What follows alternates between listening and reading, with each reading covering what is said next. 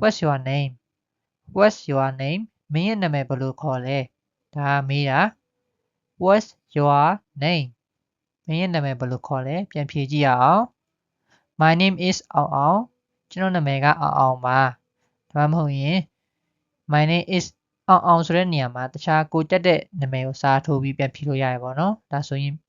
What's your name လို့မေးရင် My name is အောင်အောင်လို့ပြန်ဖြေမယ်နောက်တစ်ခု Where are you from ဒါမင်းဘယ်ကလဲဆိုပြီးမေးလိုက်တာ Where are you from Where are you from မင်းဘယ်ကလဲပြန်ဖြေမယ် I am from Yangon I am from Yangon ကျွန်တော်ကရန်ကုန်ကပါ I am from Yangon ကျွန်တော်ကရန်ကုန်ကပါ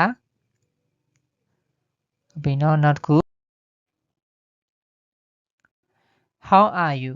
ဒါမင်းနေကောင်းလားဆိုပြီးမေးလိုက်တာ How are you How are you မင်းနေကောင်းရဲ့လားဒါဆိုပြန်ဖြေကြည့်မယ် I am good thank you နေကောင်းပါတယ်ကျေးဇူးပါပေါ့နော်ပြီးရင်ပြန်မေးလို့ရတယ် I am good thank you what about you ဆိုပြီးမှပြန်မေးလို့ရတယ်ဒါဆိုရင်ဟိုဘက်ကလည်း I am fine thanks ဆိုပြီးပြန်ဖြေလို့ရတယ်ပေါ့နော်နောက်တစ်ခု What do you do for a living ပေါ့နော်ဒီမှာဆိုရင် What do you do for a living ကမင်းဘာလုပ်လို့လဲဆိုပြီးမေးတာပေါ့နော်မင်းဘာလုပ်လဲဆိုရင် What do you do for a living အသက်မဝင်ကြောင်းအတွက်ဘာလုပ်လဲလို့မြင်ရတယ်တူတူပဲကိုလုပ်နေတဲ့အလုပ်ကိုင်ပေါ့နော် What is your job နဲ့တူတယ်ပေါ့ဒါကိုပြန်ဖြေကြည့်မယ် I work as a teacher ပေါ့နော် I work as a teacher ဆိုရင်ဆရာတယောက်ပေါ့နော်ကျွန်တော်ကဆရာတယောက်ပါတကယ်လို့ကိုက engineer ဆိုရင် I work as an engineer ပေါ့နော်ဒါမှမဟုတ်ရင် I work as a pilot ပေါ့နော်ဒါဆိုရင်ကျွန်တော်ကယာဉ်မောင်းပါပေါ့နော်လေယာဉ်မှုပါပေါ့ဒီ S ရဲ့နောက်မှာကိုကြိုက်တဲ့ကိုလုပ်တဲ့အလုပ်ကိုအစားထိုးလို့ရရပါတော့နောက်တစ်ခု What are your hobbies What are your hobbies မင်းရဲ့ဝါသနာပါလဲလို့မေးတာဘာဝါသနာပါလဲပေါ့နော်ဒါဆိုရင်ကိုကြိုက်တဲ့ကိုဘာလုပ်ရတာကြိုက်လဲပေါ့နော်ကိုရဲ့ဝါသနာဒါကိုပြန်ဖြေမယ် My hobbies are singing and traveling ပေါ့နော်ဒါကတော့ကိုကြိုက်တဲ့ဥစားအစားထိုးပေါ့နော် My hobbies are swimming ပေါ့နော်ရေကူးတာဒါမှမဟုတ်ရင်တခုခုကိုသဘောကျတဲ့ဟာကိုကိုဒီမှာအစားထိုးပြီးပြန်ဖြေလို့ရတယ် My hobbies are singing and traveling ကျွန်တော်ဝါသနာကတခြင်းဆိုတာနဲ့ခရီးသွားတာပေါ့နော်ကြွေသူများ What are your hobbies ဆိုရင်ဒီလိုလေးပြန်ဖြေလို့ရတယ်ပေါ့နော် My hobbies are singing and traveling ဆိုပြီးတော့ပြန်ဖြေလို့ရတယ်ဟုတ်ပြီနောက်တစ်ခု What kind of music do you like ဘာတခြင်းအမျိုးအစားကြိုက်လဲ What kind of music do you like ဘာတခြင်းမျိုးစားကြိုက်လဲဒါဆိုရင် I like pop music ပေါ့နော် pop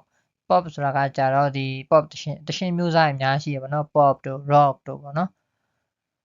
ဒါမှမဟုတ် rap တို့ပေါ့နော်ဒီနေရာမှာကိုကြိုက်တဲ့တခြင်းမျိုးစားကိုကိုကပြန်ဖြေလိုက်အောင်မယ်နော် What kind of music do you like လို့မေးရင် I like pop music ကျွန်တော်ကတော့ pop တခြင်းမျိုးကြိုက်တယ်နောက်တစ်ခုဒီမှာဆိုရင် do you have any siblings ပေါ့နော်ဒီမှာဆိုရင်ညီကိုဘယ်နှယောက်ရှိလဲလို့မေးရညီကိုမောင်နှမဘယ်နှယောက်ရှိလဲလို့မေးရင် do you have any siblings do you have any siblings မြန်မာညီကိုမောင်နှမဘယ်နှယောက်ရှိလဲဒါဆိုရင်ပြန်ဖြေမယ် yes I have 3 siblings ကျွန်တော်မှာမောင်နှမ3ယောက်ရှိပါတယ်ဒီမှာအနောက်မှာဆိုရင်အကယ်၍အကိုဆိုရင်အကိုညီမဆိုရင်ညီမပေါ့နော် I have brother and sisters ပေါ့နော် 2 brothers and 1 younger sister ဆိုရင်ကျွန်တော်မှာ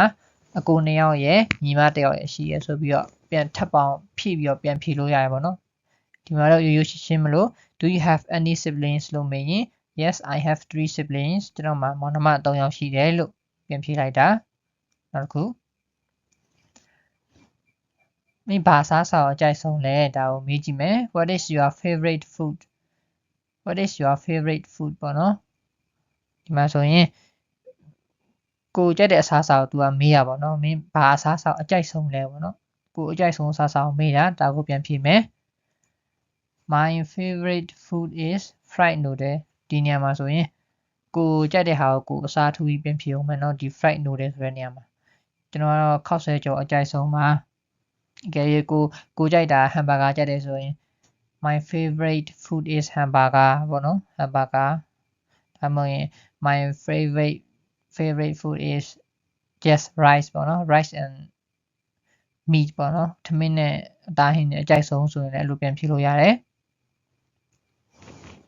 ဟုတ်ပြီနော်